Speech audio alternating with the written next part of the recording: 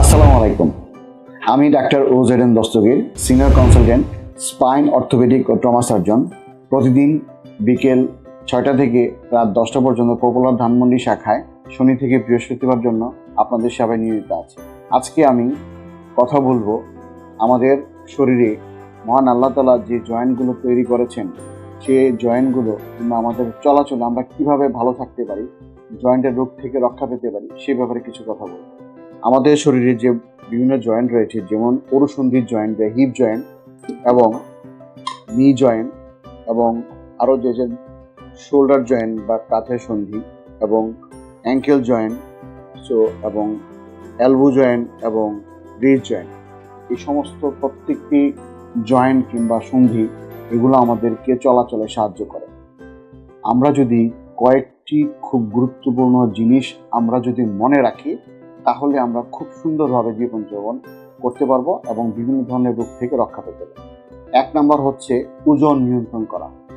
আপনারা সবাই জেনে থাকবেন, কারো ওজন যদি অতিরিক্ত হয়ে যায় এবং সেই অতিরিক্ত ওজন আমাদের শরীরের মাংসপেশি এবং হাড় যখন নাকি সেটা লোড নিতে না পারে, তখনই আমাদের জয়েন্টের যে ডিজেনারেটিভ প্রসেসগুলো খুব দ্রুত হওয়া শুরু করে। এবং যখনই অতিরিক্ত ওজন আপনি দীর্ঘদিন ওজন না কমিয়ে দীর্ঘদিন সাথে নিয়ে থাকবেন, তখনই আপনার বিভিন্ন জয়েন্টে ব্যথা হতে শুরু করবে। এবং যখনই কারো অরুসন্ধিতে কিংবা হাঁটুর জয়েন্টে কিংবা অন্যান্য জয়েন্টে ব্যথা হওয়া শুরু করে এবং গুরুত্ব না দিয়ে, ওজন কমানোর দিকে নজর না দিয়ে, সেটা যখন নাকি খুবই অলসভাবে দিন কাটায়, তখনই আস্তে আস্তে করে আমাদের শরীরে মুভমেন্ট কমে যায় এবং এই দিকে খেয়াল রাখতে হবে। দ্বিতীয়ত হচ্ছে খাদ্যাভ্যাস নিয়ন্ত্রণ করা, সুষম খাদ্যাভ্যাস নিয়ন্ত্রণ করা।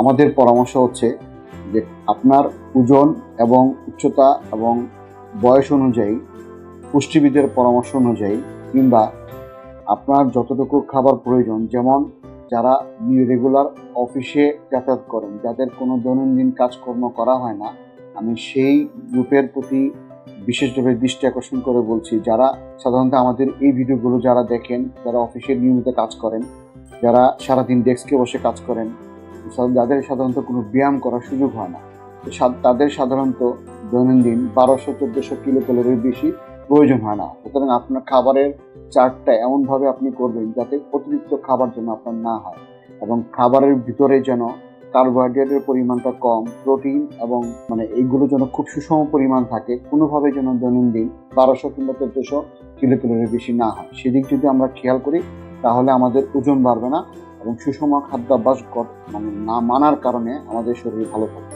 এবং তৃতীয় যে কথাটি আমি বলবো, সেটি হচ্ছে নিয়মিত ব্যায়াম করা। নিয়মিত ব্যায়াম বলতে অনেকেই ভাবেন যে নিয়মিত ব্যায়াম সেটা কি আমরা কতক্ষণ হাঁটবো। আমাদের পরামর্শ হচ্ছে, এই যাদের বয়স 30 থেকে 50, যারা খুব অ্যাক্টিভ থাকেন, তাদের ক্ষেত্রে দৈনন্দিন যারা কাজ করার সুযোগ পান না, হাঁটার সুযোগ পান না, তাদের জন্য খুব ব্যস্ত থাকেন, তাদের জন্য অফিসে যাওয়ার সময় কিংবা আসার সময় কিংবা রাতে অফিস থেকে আসার পরে একটু বিশ্রাম নেওয়ার পর এমনভাবে সময়টা বের করবেন 20 মিনিট 20 মিনিট 20 মিনিট, তাহলে 1 ঘন্টা হলো। খুব দ্রুত হেঁটে কিংবা যদি সম্ভব দৌড়ানো মাধ্যমে আপনাদের শরীরে ঘাম জড়িয়ে যদি 1 ঘন্টা হাঁটতে পারেন এবং স্বাভাবিক কিছু যে হালকা ব্যায়াম সেগুলো যদি আপনারা নিয়মিত করেন, তাহলে আপনার স্বাস্থ্য ভালো থাকবে। আমি যে 3টি কথা বলেছি, 1 নম্বর হচ্ছে বাড়তি ওজন নিয়ন্ত্রণ করা, সুষম খাদ্যাভ্যাস মেনে চলা এবং তৃতীয় হচ্ছে নিয়মিত হাঁটাচলা করা এবং ব্যায়ামের মাধ্যমে কেবলই এই অরুসন্ধির কিংবা নি জয়েন্ট, হাঁটুর জয়েন্ট, এইসবের বিভিন্ন জয়েন্টের প্রদাহ থেকে বেঁচে থাকা সম্ভব, খুব সুস্থ হবে। অন্যান্য ক্ষেত্রে যাদের বাতের রোগ রয়েছে কিংবা ইনফেকশন হয়েছে, তাদের ক্ষেত্রে আলাদা, সেগুলো নিয়ে আমরা আরেকদিন আলোচনা করব।